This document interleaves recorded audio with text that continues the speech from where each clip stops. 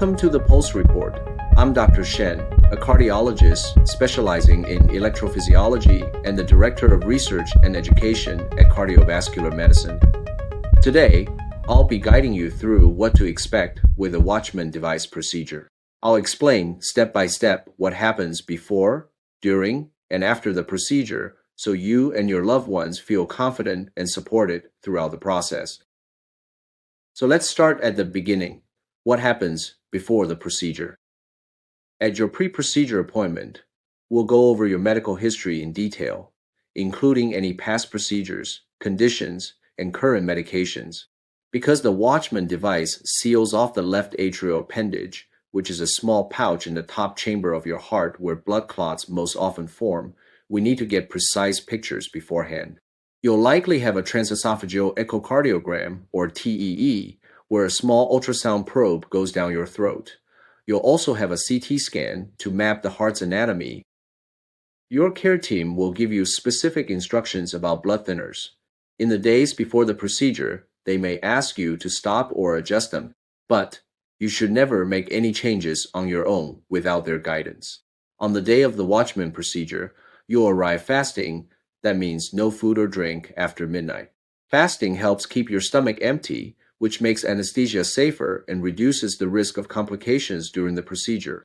The procedure is performed under general anesthesia, so you'll be asleep and comfortable the entire time, and you won't feel pain. Now, let's move on to the procedure itself. Here's what happens. First, we make a small puncture in a vein at the top of your right leg. Through this vein, we guide a thin tube into your heart. With X-ray and ultrasound guidance, we pass across to the left atrial appendage. Next comes device placement. The Watchman device looks a bit like a tiny umbrella or plug. It will be positioned inside the appendage and then gently released, sealing off the pouch so blood clots can't escape into your bloodstream. Finally, we verify placement. Before finishing, we double-check with imaging to confirm the device is seated securely and fully sealing the area. From start to finish, the procedure usually takes about 1 to 2 hours. In most cases, things move along smoothly, and your care team will keep you comfortable and updated the entire time. So, what happens once the procedure is over? You'll rest flat for a few hours so the vein in your leg can heal. During this time, nurses will check your heart rhythm, blood pressure, oxygen levels, and the access site in your groin. If all looks stable, you can usually go home the same day, though you might stay overnight for continued monitoring. Of course, recovery continues once you leave the hospital. For the first week, it's important to take it easy.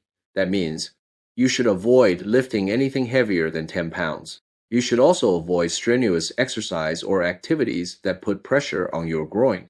It's also normal to notice mild chest discomfort, a sore throat from the breathing tube, or minor oozing at the groin site.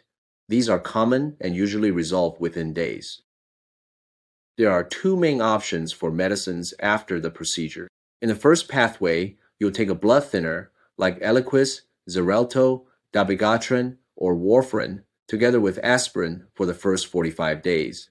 During that time, we'll schedule a TEE to confirm the device is well healed. Once that check looks good, most patients switch to 2 antiplatelet medicines, usually aspirin plus clopidogrel, for another 4.5 months.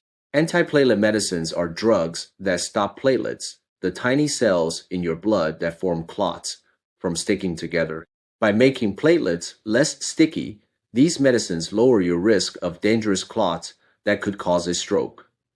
After full healing, you transition to the long-term destination therapy, baby aspirin daily. We choose a different strategy if you're at higher risk for bleeding.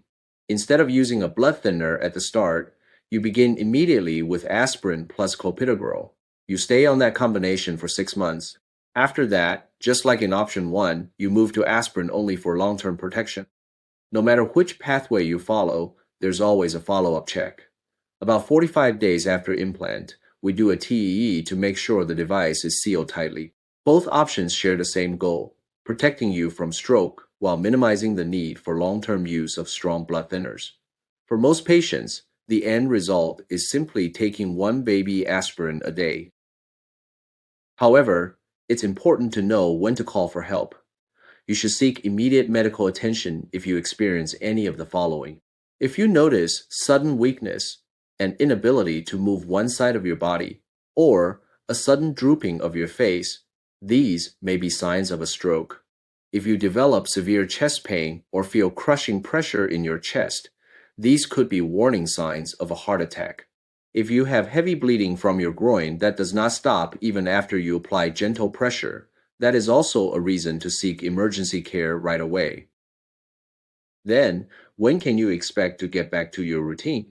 Within 24 hours, most people can walk, drive, return to desk work, and handle light household chores. By the end of the first week, most patients are back to normal daily activities, though we recommend avoiding strenuous exercise until your doctor gives you the all clear. You'll need some medication to help the device heal safely. For some, that means a short course of a blood thinner plus aspirin. For others with a higher risk of bleeding, it may mean starting right away with aspirin plus another antiplatelet pill, like clopidogrel. In the long run, most patients only need a single low-dose aspirin. We'll schedule a TEE to make sure the device is sealed properly. If it's sealed tight, you move forward as planned. If not, we may keep you on certain medicines a little longer. So that's the Watchman procedure in a nutshell. Preparation with imaging, a safe 1 to 2 hour procedure, quick recovery, medicines to support healing, and a follow-up check to make sure everything is sealed. For most patients, this leads to protection from stroke, and over time, the chance to reduce or even stop strong blood thinners. If you found this helpful, share it with family or friends who may benefit. And don't forget, you can find a patient-friendly pocket guide linked in the episode notes. Thank you for listening to the Pulse Report. I'm Dr. Shen, and let's keep your heart and your life going strong and in rhythm.